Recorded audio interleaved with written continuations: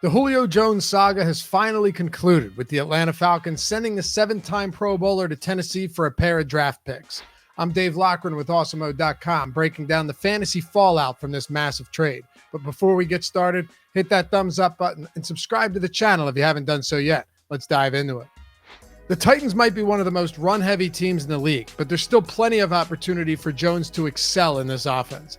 Outside of A.J. Brown and now Jones, Tennessee's receiving core consists of Josh Reynolds, who went from being a fringe last-round draft pick to now undraftable, and fourth-round rookie Dez Fitzpatrick. Anthony Firkser should be more involved after Jonnu Smith went to New England. Smith led the Titans in red zone targets, scored 8 touchdowns, and had a 27% target share inside the 20 last season. But Jones and Brown will absolutely dominate targets in this offense for 2021.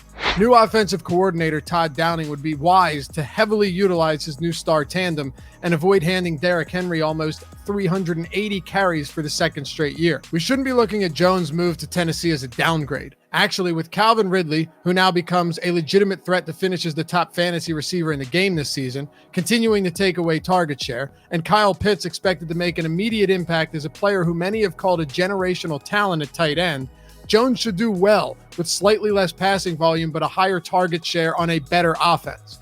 The Titans' passing game was actually really efficient last year, posting the 4th best pass DVOA according to Football Outsiders, compared to the Falcons, who ranked 13th, and Tannehill having the 5th best passer rating in football. Tannehill finished 7th in passing touchdowns despite attempting the 18th most passes, and we can only assume he'll be asked to do more this season for 2 reasons: to somewhat preserve Henry, who's under contract for 3 more seasons and has carried the rock 681 times over the last 2 years, and to fully unleash the new weaponry that Tennessee has at wide receiver. This can be a truly deadly offense heading into 2021. And can we stop stressing about Jones' injury concerns? Sure, he dealt with a nagging hamstring injury all of last season and was active for only 9 games, but this was the first time he's missed any significant stretch of games since 2013. And in the 7 games Jones played the completion last year, he averaged a whopping 100 yards per game and was the wide receiver 3 if you isolate those weeks.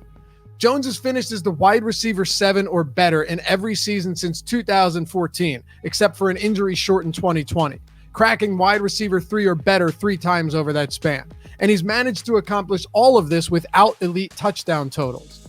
We have Jones ranked 28th overall and the wide receiver 8 at Awesemo, so you can see just how bullish we are on him in this first season with the Titans. But what about the ripple effect this trade sends throughout both the Titans and Falcons offenses?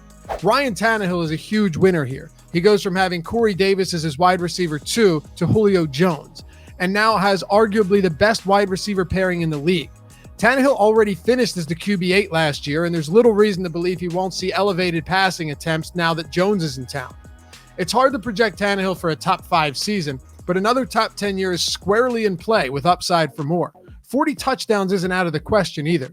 If you think A.J. Brown is hurt from this trade, you might be looking at it from the wrong angle. Having Jones lined up across from him will give defenses fits, and Brown will see far less double coverage each week. He should still be drafted as a wide receiver 1, and there's really no reason to believe that both him and Jones can't coexist and thrive in this offense. Derrick Henry could and should see his workload curtailed a bit, not just because of Jones, but because another season like last year will have him breaking down fast. It doesn't mean he'll be less effective, though, and will still be an absolute nightmare for opposing defenses. Henry should still be viewed as a top 4 running back heading into 21 who should be able to replace some of that volume with efficiency now that defenses won't be as eager to load up to stop him. Anthony Firkser does take a hit, but he's still a fine backup if you plan on drafting one. Jonnu Smith's departure still leaves enough meat on the bone for Firkser to be mildly productive in this offense, while someone like Josh Reynolds becomes a total afterthought. As for the Falcons, Calvin Ridley finished as the wide receiver 5 last season and could even see improvement upon that in 2021. He caught 90 passes for 1,374 yards and 9 touchdowns in 15 games last year, and was the wide receiver 2 in the 7 weeks Jones missed, averaging almost 11 targets and 109 yards per game. What more needs to be said? Continue to draft Ridley as your wide receiver 1. Matt Ryan's going to take a hit without Julio, but with an inferior defense in Atlanta, he'll still be forced to throw. Add Kyle Pitts into the mix, who is being drafted as the tight end 4 and should immediately take on a big role in the Falcons offense, and I don't see Jones' departure hurting Ryan all that much. He's still well outside of the top 12 at his position, though, and there are plenty of other places I'm looking to at quarterback before Ryan this year. One of Russell Gage and Olamide Zaccheaus will probably settle into a decent role in this offense in Jones' stead, but they'll be behind Ridley, Pitts, and even Mike Davis, who's a very capable pass catcher. Even with Jones gone, Zaccheaus doesn't profile as anything more than a late-round dart throw, while Gage, who averaged 49 yards on 6.5 targets per game without Jones last year, will be hard-pressed to see similar volume with the new additions to Atlanta's offense. His 18% target share in the red zone is also likely to take a significant hit. But if you're targeting a fourth-round option from Atlanta later in the draft, Gage is the obvious answer. Thanks for watching, and be sure to head over to Awesemo.com for all of your fantasy football needs. We'll see you back here for the next one.